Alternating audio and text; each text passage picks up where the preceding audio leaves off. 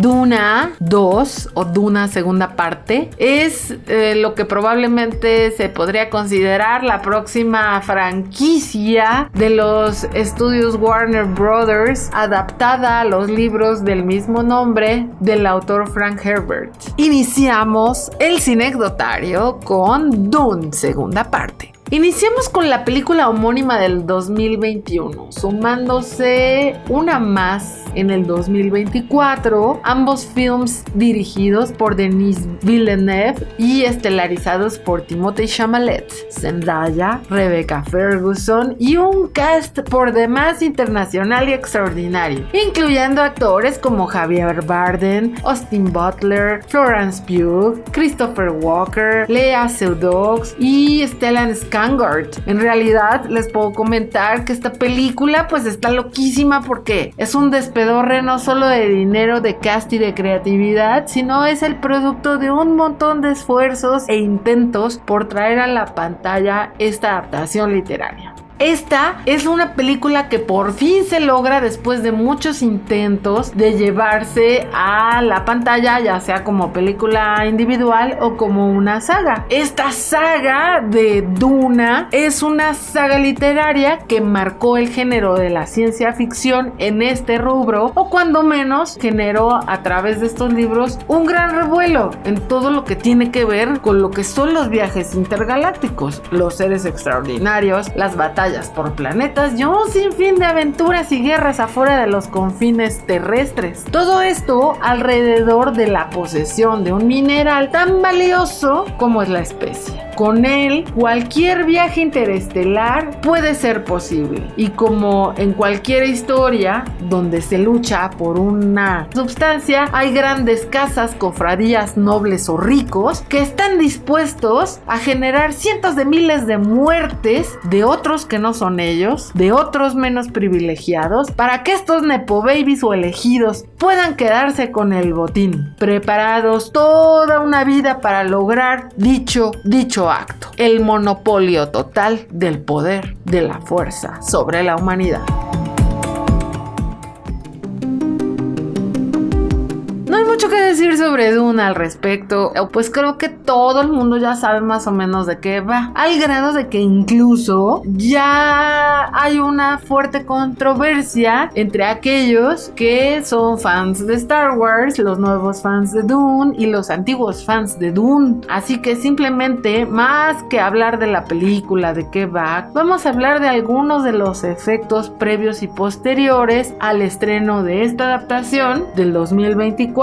sobre lo que tiene que ver o tuvo que ver con Duna en la industria del cine y su historia. Duna, la segunda parte, es una película que dura alrededor de 2 horas 46 minutos, la cual recaudó en su fin de semana de apertura en Estados Unidos y Canadá poco más de $82 millones, mientras que alrededor del mundo va acumulando más o menos 506 y pico de millones de dólares contra los 190 millones que costó la producción de este film, convirtiéndose en la peli con mayores ingresos en lo que va del 2024. Si bien aún no existe una fecha concreta del estreno de Duna 3, sí existe en el IMDb una nueva entrada de Dune, Messiah, en español El Mesías de Dune o Dune el Mesías, que también dice aquí que está dirigida por Denis Villeneuve y estelarizada por Timothée Chalamet. Sin más información al respecto, ni fecha ni nada, esto significa que podrán avecinarse muchas películas de esta nueva saga en el futuro, generando ingresos de la talla de lo que generó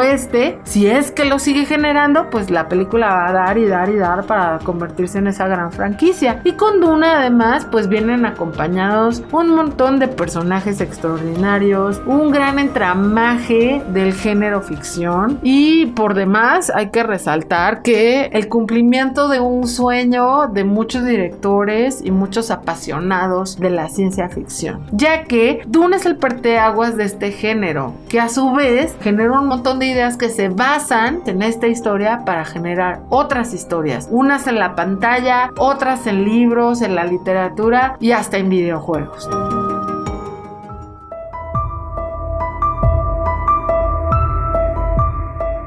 Resulta que en 1975 Alejandro Jodorowsky lee el libro y empieza a trabajar en una adaptación con la ayuda de dos grandes personajes de la parte visual, que son Jean Giraud, o conocido mejor como Moebius, y H.R. Giger. Estos dos personajes son sumamente interesantes e importantes para la industria cinematográfica, aunque en aquel momento no eran tan emblemáticos. Todo pasa después. ¿Por qué? Para todo lo que quieren diseñar y hacer estos dos sobre este largometraje, va generando, pues, primero un montón de expectativas y de cuestiones que tienen que ver con cómo le vamos a hacer para hacer esta película perra cada vez, pues, más y más cara. ¿Y qué vamos a hacer? Porque, digo, estamos hablando de que es una adaptación del 75. La pantalla verde no llega hasta este siglo, así que la obra se infló tanto que parece imposible que se produjera. Entonces, la colaboración de Moebius y Giger se quedó en el aire, pero rindió frutos, ya que inspiró a otros directores como Ridley Scott a hacer películas del estilo de Blade Runner en el 82 o de Alien, el octavo pasajero, en el 79. También, gracias a este trabajo previo, se inspiran en la creación de Guerra de las Galaxias, la película del 1977 dirigida por George Lucas. Simplemente hay que decir que 10 años después del estreno del libro de Dune aparece Star Wars, un film que tiene un montón de similitudes, obviamente con un guión original, pero con un montón de inspiraciones que agarra George Lucas y que vienen a derivar también en muchísimas historias y series de televisión, además de videojuegos. Dune tiene como línea diametral que es parecida a lo que vemos en la película de Star Wars, en donde hay grandes casas de familias acaudaladas, conocidas aquí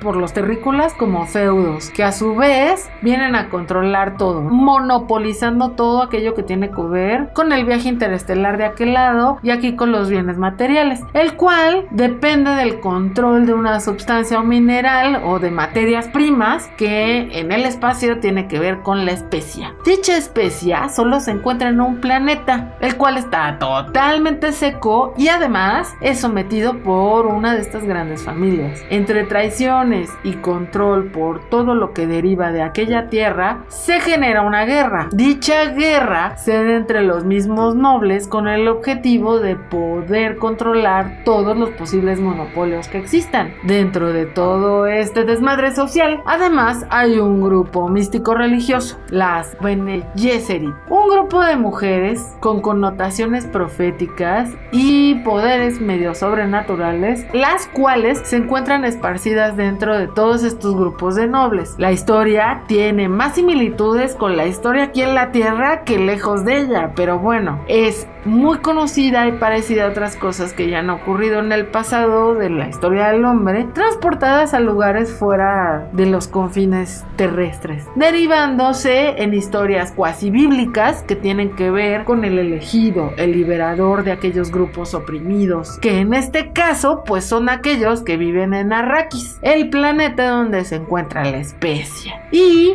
es necesaria la liberación de los Fremen, que es este grupo o tribus de humanos sometidos por otras de las casas y que además habitan este planeta y se ven sometidos por las grandes familias.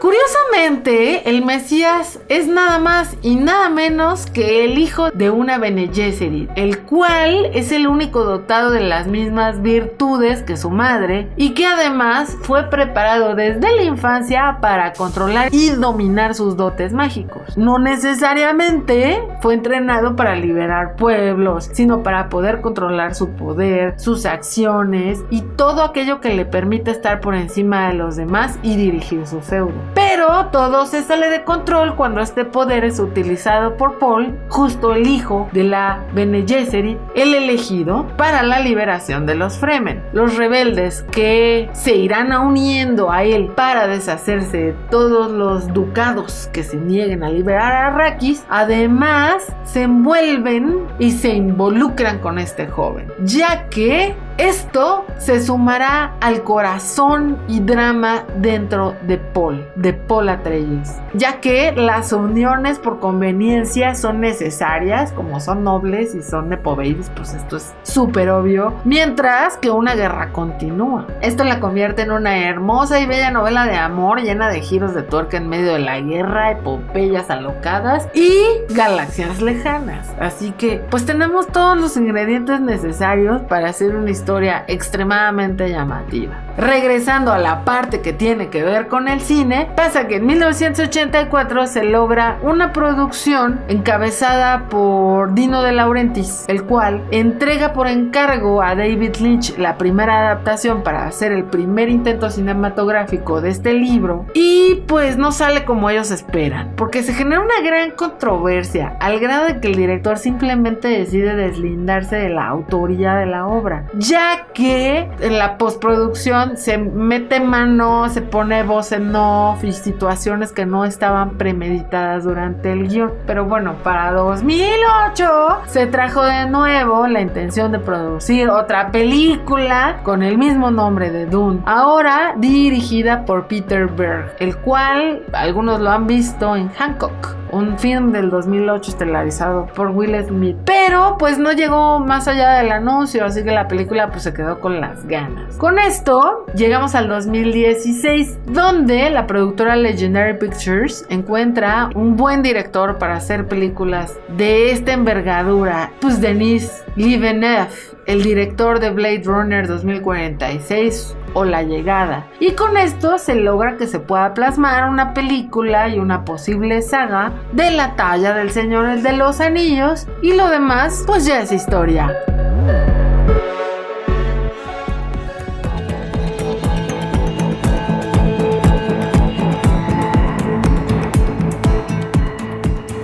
La primera película, que se estrena pasando la pandemia en 2021, logró tener una gran aceptación, no solo por el supercast que incluye ya personajes como las que antes les dije, sino además se logra una buena adaptación del libro, contando con una producción bastante interesante además, que se inicia en 2019 en Budapest y en Jordania, pero que debido a la pandemia, pues todo lo que tiene que ver con el estreno pues se retrasa un poco y se pospone hasta 2021. Los resultados de esta peli pues son los que ahora conocemos, una loca euforia por esta película, e incluso pues el que se retome la lectura de estos libros y la saga completa, todo esto envuelto en controversias entre aquellos que aman Star Wars y defienden la creatividad de George Lucas, pero no pueden dejar de comparar la película Dune con un montón de situaciones que se van dando en Star Wars.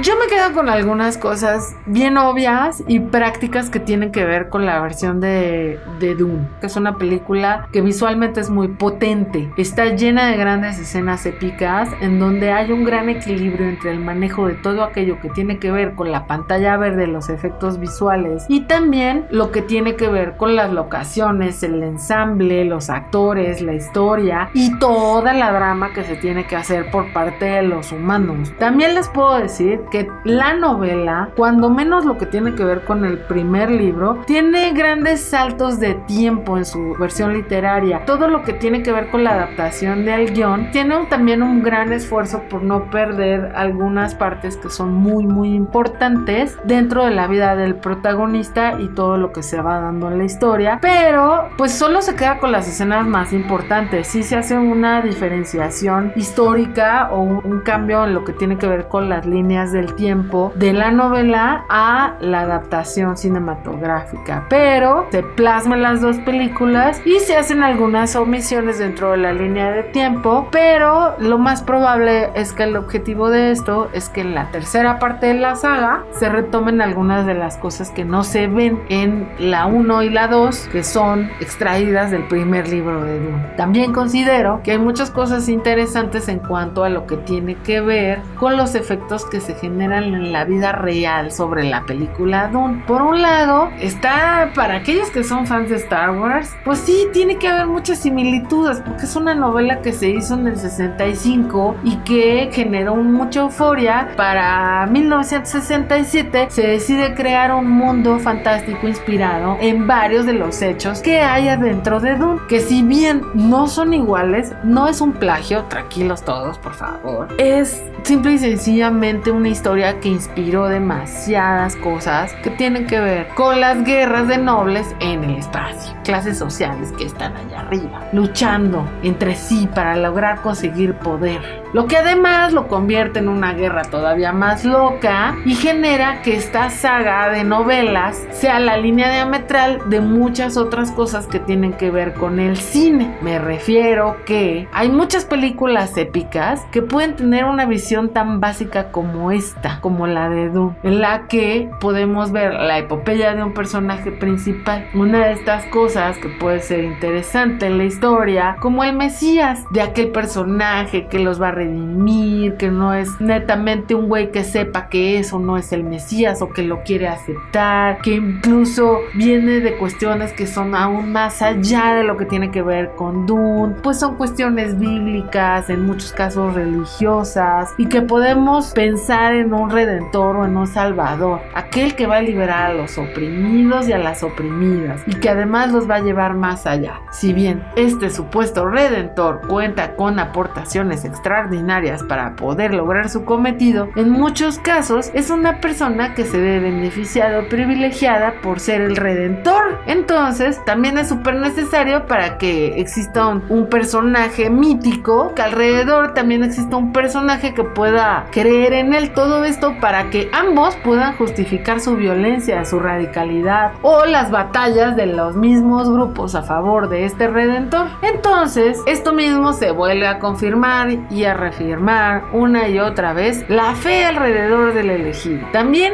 es importante pensar en nuestro Yoda o en nuestras Bene Gesserits, o llámenle como quieran, incluso a los Jedi, que bueno, sin importar si tienen un género o dos o 10 o especies o interespecies, al final son personajes preparados para mirar más allá del horizonte y pueden vaticinar situaciones. Esta parte de convertirse en oráculos es algo sumamente importante para complementar la parte del elegido, mientras que por otro lado tenemos a un opresor, a ese personaje que se convierte casi en el enemigo universal de la humanidad o las especies, al tener esta tremenda obsesión por conquistar a todos y dominarlos a todos, aunque no sea con un anillo de poder. Entonces, lo que les puedo decir es que en muchos casos se ve repetida esta historia una y otra vez, en donde solo unos cuantos se atreven a interponerse ante estas grandes injusticias con el amor y con todo aquello que tiene que ver con la parte personal y el sufrimiento de uno o de muchos. El elegido siempre viene de la mano con estas interesantes epopeyas, y claro, siempre hay una persona que le tiene fe. Necesitamos un Morfeo alrededor de esto. En este caso, pues le tocó a Javier Bardem ser el Morfeo de esta historia, mientras que a Zendaya le tocó ser Trinity, o esta personaje que trata de centrarlo y que lo pone en una realidad distinta en esta loquísima versión fuera de la Matrix. Lo que digo es que, sin importar en qué parte de la irrealidad o de la fantasía podemos hacer una historia, siempre hay agentes y versiones similares en este tipo de relatos, que cada uno van tomando interesantes posturas, porque al final lo que cuenta no es tanto qué es lo que haya de parecido entre una historia y otra, sino la forma en la que se plasman las ideas y la creatividad alrededor de ellas. Es sumamente interesante ver cómo la inspiración que hubo alrededor de Moebius, de Gille y de Jodorowsky y otros fue llevada a la pantalla por el equipo creativo de Denis Villeneuve. De nuevo, entonces está padrísimo que todas estas cosas que quedaron a medias en el trabajo de Jodorowsky dieran por origen a otras nuevas historias inspiradas y creadas y llevadas a pantallas cinematográficas derivadas de una sola novela. Una novela con un tremendo bagaje en el género ficción dotando de un montón de cuestiones humanas que ya hemos visto en guerras, justificadas o injustificadas, aquí en la Tierra. Todo con tal de tener un mineral o una materia prima, al mismo tiempo que poder y bienes materiales. Termino diciendo que esta no es la historia de Paul Atreides. Esta es la historia sobre la transformación de un personaje que poco a poco va haciendo su planteamiento sobre de quién es, mientras cómo se desempeña. Un actor como Timothée Chalamet hace su mejor esfuerzo para ir más allá y mostrarnos y dejarnos ver la transformación de dicho personaje en alguien que podría ser un posible Anakin, sí, o en la representación de un grupo de sociedades tratando de controlar y someter a un pueblo en un planeta por el simple hecho de que así lo consideran ellos apropiado y justificable, sin importar las consecuencias que pueda haber alrededor tanto de dicho planeta como de la destrucción de otras casas, de otros grupos, de otras personas que viven ahí o fuera de ese lugar. Este tipo de situaciones las vemos todo el tiempo en lugares como África, Medio Oriente y demás.